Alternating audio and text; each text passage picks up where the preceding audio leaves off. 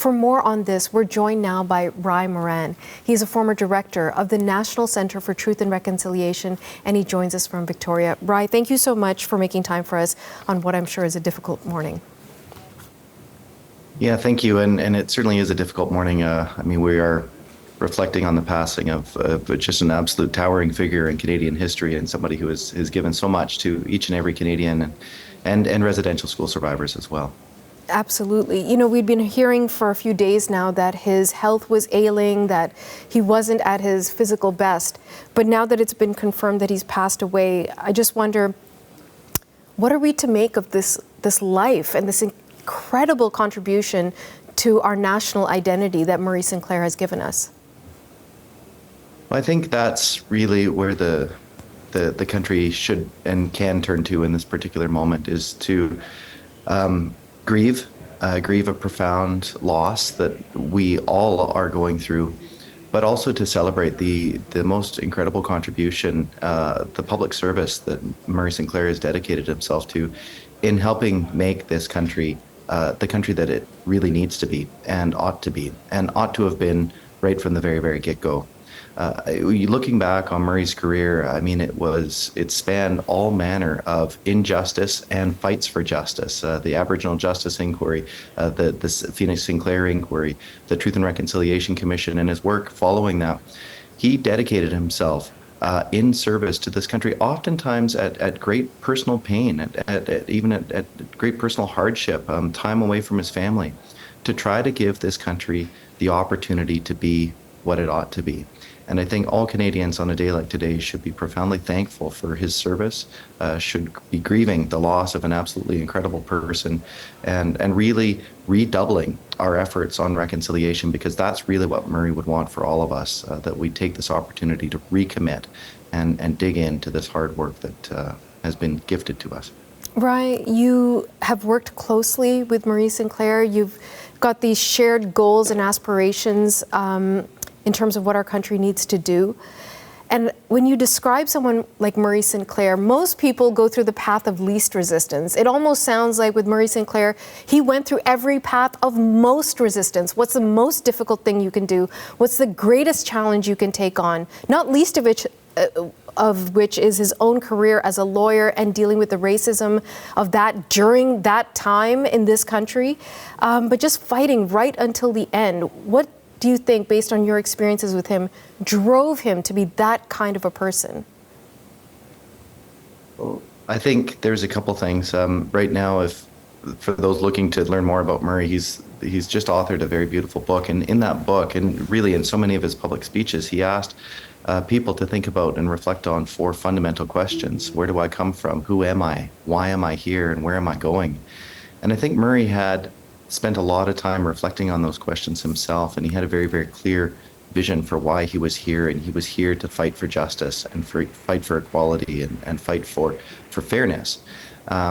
So he was, in that regard, an extraordinarily principled person, and knew that to fight those fights, it would require personal sacrifice. It would sometimes require deep pain. But it was the fight that he was here to do. It was his contribution to this country, and it was his purpose, really. And in so doing, he was exceptionally principled. He always took the high road, and he very much was the person that the country turned to in times of doubt or even in times of crisis. You know, we can think about how the country turned to him in the aftermath of the confirmation of unmarked burials at Tecumseh. He knew why he was here, and he was on a very clear mission to help this country be what it ought to be, and to be in service of his peoples and Indigenous peoples from coast to coast to coast. I think often, sometimes even of my own experience, coming to this country as an immigrant and not being familiar with the legacy of what it means to be a Canadian in terms of colonialism, residential schools, a very, very troubled history.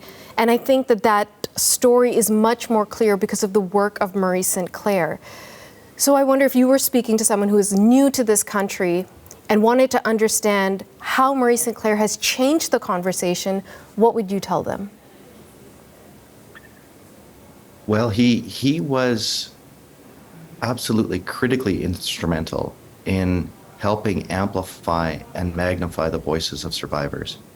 And one of his true gifts was the gifts of providing just the most compelling and powerful summaries or speeches or reflections on that which he had heard that particular day when we were working with the commission, or more broadly, what he had heard across his many years of working for justice across this nation.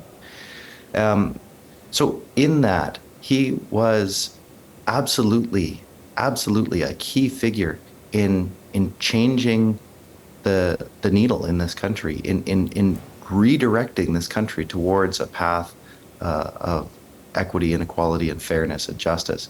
And he did so through his gifts. And his gifts were this incredible ability to connect with people, to listen deeply, to be extraordinarily empathetic, and then to convey that same empathy and that same profound and deep concern to all that were willing to listen to him. That truly is one of his greatest gifts, and one of the most amazing contributions that we've seen to this country.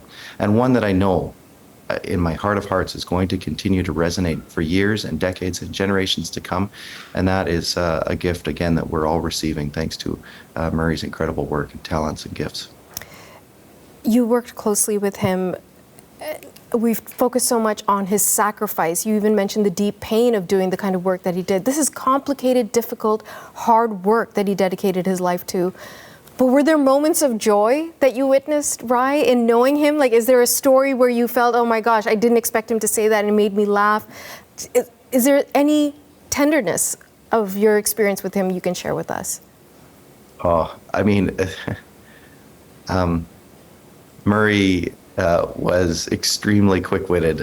He was always keen to laugh, and he was, most importantly, always keen to tease. So there wasn't a day that went by working with Murray that somebody wasn't teasing somebody.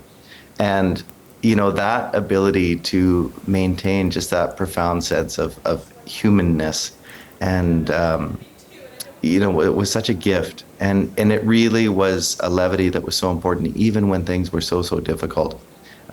He just had the most wonderful way, especially even in his speeches, again, of just opening the room up into a very relaxed state, oftentimes with some sort of self-deprecating humor or something like that, that would allow people to then hear the extraordinarily powerful message that he was about to give. And I mean, just being in the presence of Murray has been such an incredible gift for me, and I just really hope that people now take this opportunity, if they haven't had the chance to spend time in a way with Murray Sinclair, to take this opportunity to learn more about him, because you'll find that he's just such an incredible human being, and again, such a treasure to this country.